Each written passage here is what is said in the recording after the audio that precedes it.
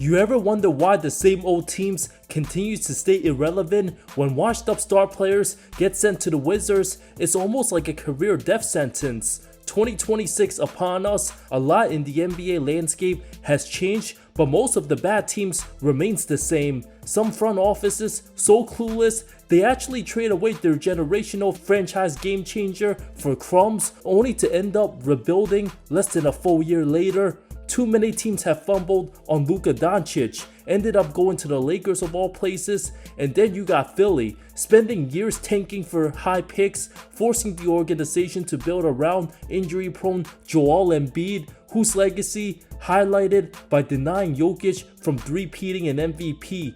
Joel gave every ounce of his greatness in focusing on that one award. He's accomplished nothing since, somehow got bailed out by Tyrese Maxey's greatness, the 21st pick saving the franchise from historic embarrassment. When you build around the wrong stars, put all your eggs in the wrong basket. Just like in life, commit a long-term relationship with the wrong person, it'll take years off your life. You'll never get it back. If you sense that things are heading south, always best to save yourself from entering the worst time in your life. Don't waste your future on crap.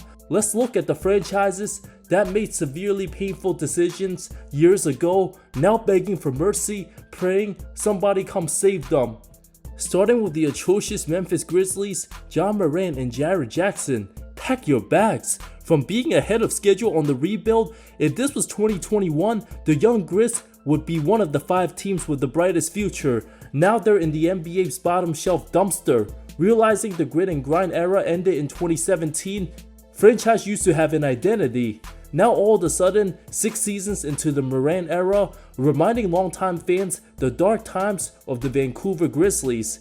There was a time Ja used to be humbled from being a 0-star recruit, balled out 2 years in mid-major Murray State, being the clear-cut number 2 pick, easily a fan favorite, formed a little rivalry with Golden State after a second-year Ja with a brashy Dylan Brooks and mature vet Kyle Anderson eliminated Curry in the play-in, setting up a first-round matchup with Utah. Despite falling in 5, Ja inserted himself to the superstar conversation, had his most successful season, year 3, earned the 2 seed, 56 wins, way ahead of contending schedule. Second year Desmond Bane proved himself as an 18-point scorer. Jaren Jackson Jr. became one of the best rim protectors. Steven Adams, most responsible for setting those hard screens, being the entire team's bodyguard. If anyone dared to mess with any Grizzly, Taylor Jenkins played 12 deep, eliminated Anthony Edwards' Timberwolves round 1, but Morant suffered a hyperextended knee grabbed by Jordan Poole, forced to miss last 3 games. Golden State 1-6, team looked like real contenders following year. Started out 31-13 at their highest point, but after Shannon Sharpe and Team Morant butted heads, the whole team fell apart overnight. Cursed ever since. Steven Adams out for the season, played his last minutes with the franchise. Ja and Triple J got embarrassed round 1 by the Lakers, resulting in Dylan Brooks being the scapegoat, the tough guy, and irreplaceable antagonizer. Ja, with his reckless style of play, of course gets hurt, going airborne, combined with the off-court immaturity, getting a slap in the wrists by the league, trying to act cool for the streets, worrying more about that gangster lifestyle than being a good NBA player. Morant never learned his lesson, missed all but 9 games 2024, dealt with a shoulder injury, came back 2025. Many believe Triple J the better all-around player to build going forward. Trading a talent like Morant seemed pretty off limits. In a make-or-break year, awaiting a comeback story, but the firing of Taylor Jenkins right before the playoffs, and Ja repeatedly pointing gun-like gestures during games, constantly gets hurt with the crazy style of play, blew a 29-point lead to the eventual champs, swept by OKC. Having a brand new coaching staff, Morant couldn't handle the changes. Team traded away Bane for 4 picks, a deal too good to pass up, giving Ja less to work with, indicating signs of a possible rebuild. Called out by his poor leadership, suspended by the team after an embarrassing 3 of 14 shooting to the Lakers. Folded heavily when things got tight, the league already moved on from him, his future in jeopardy. The departure of Adams and Dylan Brooks did insurmountable harm to the culture. Having no identity, no more vets to keep the team in check, He's averaging career lows in shooting, minutes played, high in turnovers, hasn't appeared to work on any parts of his game. The Western Conference also much better than 3-4 years ago. Put in a leadership position, viewed as a vet, now 26 years old, when he's been acting like a man-child, looking like a broken down player trending in the wrong direction, not dependable with the attitude. Even Ben Simmons played more combined games than Ja since the start of 2023-24, and he's out the league. His presence destroying the culture of the Grizzlies day by day, from top 10 discussions 3 years ago to not even top 40. Heck, Dillon Brooks having way better numbers than Ja right now on a great team. When things get worse, Ja's trade value will be as bad as Kyrie's in Brooklyn, but Irving a much better fit for almost any team. If Morant's motor don't change, he could easily be out the league after his contract expires 2028. Could fall to a similar fate to Steve Francis. By then, Memphis could be in the sweepstakes for landing a top 3 pick. Zion Williamson, New Orleans Pelicans, sus from the start. Nobody had more hype than the 6'6" unique generational prodigy out of Duke compared to the likes of Charles Barkley and LeBron. The guaranteed consensus first pick, coachable, lovable, was a top 5 most talked about basketball player in the world back in 2019. Teams like New York dreamed about him, but after New Orleans landed number 1, many were skeptical and disappointed. Being in a small market, one that was about to trade Anthony Davis, a franchise and city that viewed basketball as secondary, to be in a perfect situation, having many of the Lakers' young talents, mauled Kevin Knox in Summer League but had a mysterious knee injury preseason, the first of many that would occur, also picked up weight when out, quickly got out of shape, looked disengaged on the bench. Many warned him about being too heavy. The Pels weren't going to be the franchise to push him, reaching those good habits. 19 years young, many still optimistic. Finally debuted January 22nd. When he's able to stay on the floor, dominated. Made 4 triples his debut, played 22 games, but once the bubble arrived, he looked sluggish with no defense, didn't seem to take basketball seriously. When the NBA tried to force New Orleans to the postseason, played his best ball, second year, averaged 27 points, became an all-star starter, but injuries continued to derail his hype. His family complained about New Orleans not respecting him when he hasn't proven to be a franchise leader, but the team doubled down. July of 22, got an extension, but his contract had weigh-in checkpoints. The Pels were half worried.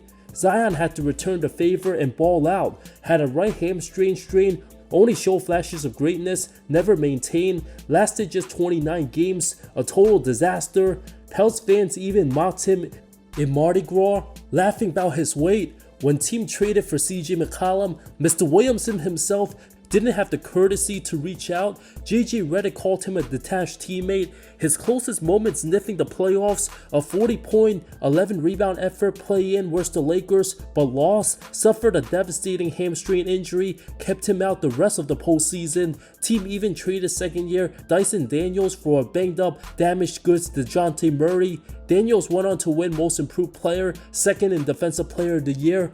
All the overhyped summer workouts, just Ben Simmons 2.0. Dealt with off-court drama, messing with the wrong companions, and one last chance trying to build a solid team. The supposed Big Four looked great on paper. Problem was, none of them played a game with everyone on the floor at the same time. An absolute travesty. Truly the most cursed franchise that needs relocation ASAP. The team was only gonna work if Zion was healthy. Hiring Joe Dumars, trading their 2026 unprotected pick for Derek Queen can help the team move to a new city sooner.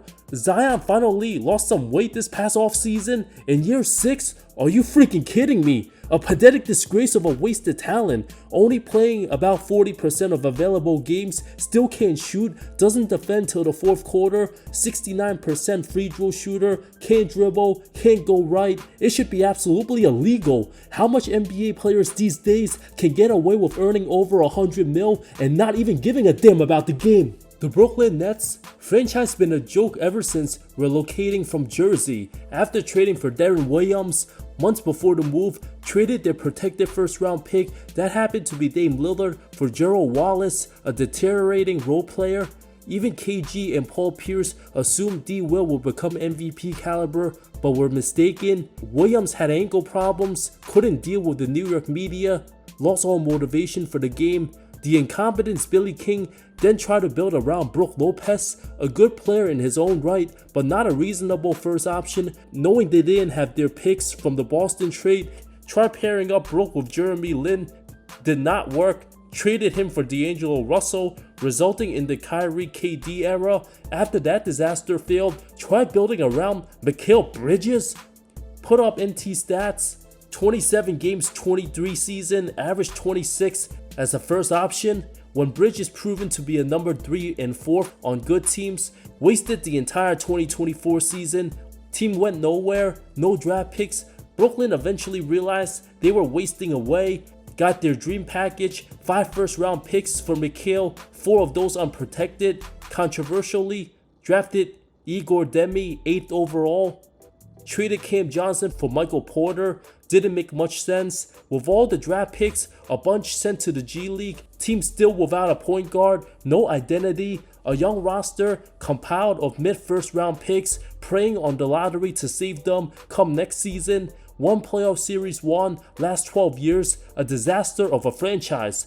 Charlotte building around LaMelo Ball, just like Zion and Ja. The controversial 2020 draft pick had all the flash and talent in the world, but the attitude and lack of maturity still remains evident. Not being able to stay healthy, preventing his team from taking the next step, has no leadership qualities, no accountability. Many question whether Ball's a winning player. Won Rookie of the Year over Anthony Edwards, aging like milk, maybe the only NBA award he'll win. His bad habits, goofing around in Charlotte with no sense of urgency to want to win. The 24-year-old might already be damaged goods.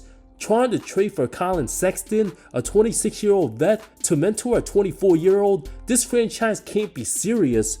Ball's proven to have all the skill sets to become an 8-time All-Star, but not the right mindset. Developed too much of a bad rap of a losing player. Charlotte never finished higher than the 10th seed in any of his seasons. Supposed to be a top 15 to 20 player at this point, but most don't even have him top 40. Seems content of just being an all-star and getting a max contract with no postseason to show. At a crossroad in a make or break year, does LaMelo have the mentality like a Steph Curry or a Giannis to condition themselves, elevate their games, and set their egos aside? Each of his last 3 seasons been much of the same. First 2 months looks awesome, then his body breaks down, team collapses.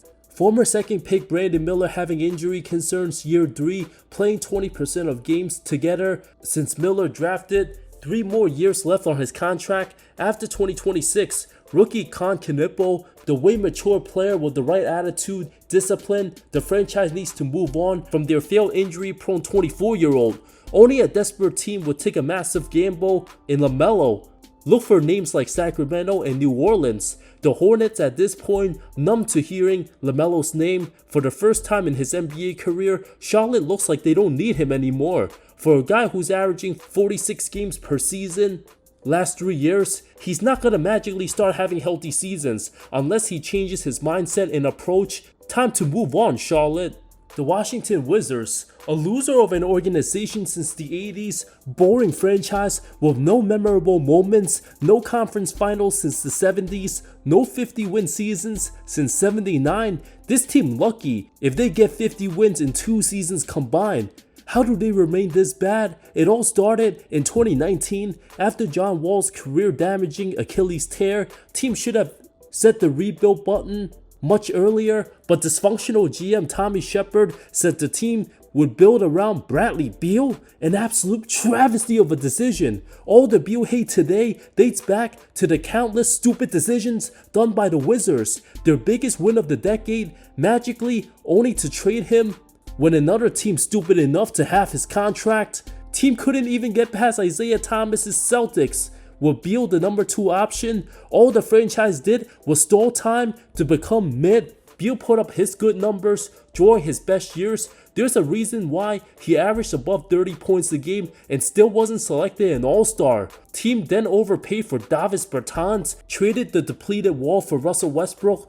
1 playoff game won since 2018. from Mr. Unlimited PTO, Wizards still elected to keep Beal when they had all the chance to trade him earlier, added players like Kyle Kuzma and Kristaps Porzingis. Post 2021, Beal already dealt with injuries, 35 wins each season, stuck in the middle of no man's land.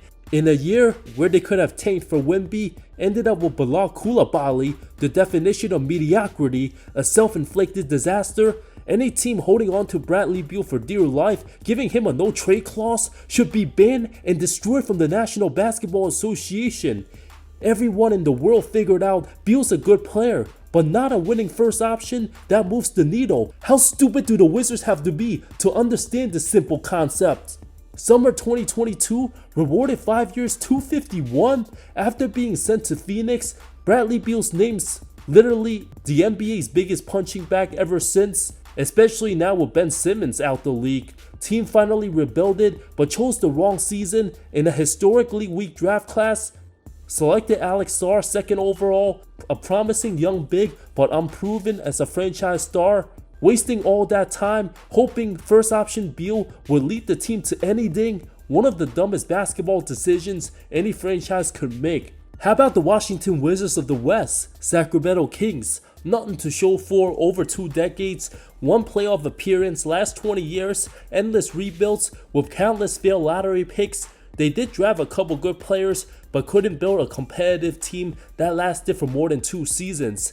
After the conclusion of the DeMarcus Cousins era, franchise made the solid choice, taking De'Aaron Fox 5th overall out of Kentucky. Their biggest mistake happened the following draft, having the chance at the number 2 pick, the choice between one and done superstar Marvin Bagley or international prodigy Luka Doncic, the most accomplished prospect all time. Shouldn't even have been a conversation, but GM Vlade Divac pointed at the presence of Fox as the reason to take Bagley, already having a ball-dominant guard. An absolute disgusting disgrace of a travesty. Anytime you have a generational talent, even if you're loaded at the same position, you take that player anyway and worry about the rest later. It's now almost 2026. Bagley went from the bottom shelf of the West to the bottom shelf Wizards.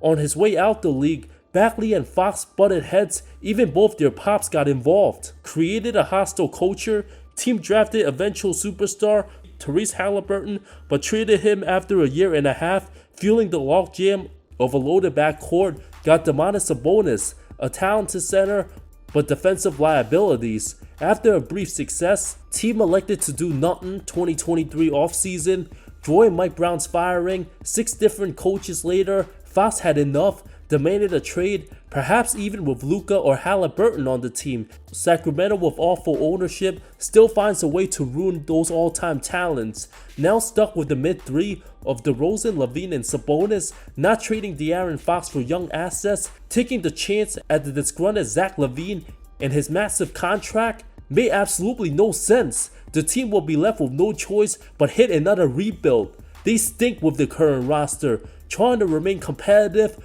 We're talking about a trash organization. Vivek rather go 30 and 52 every year instead of being the worst team in the league. When the Pistons hit rock bottom, losing 28 straight just 2 years ago, look at Detroit now on top of the East. But trying to copy the Wizards playbook, the Sacramento Kings continue to be terrible for a long time. As for the Los Angeles Clippers, made the mistake building around Kawhi Leonard, don't have any draft picks. To OKC, they can't even tank right now. That's too bad.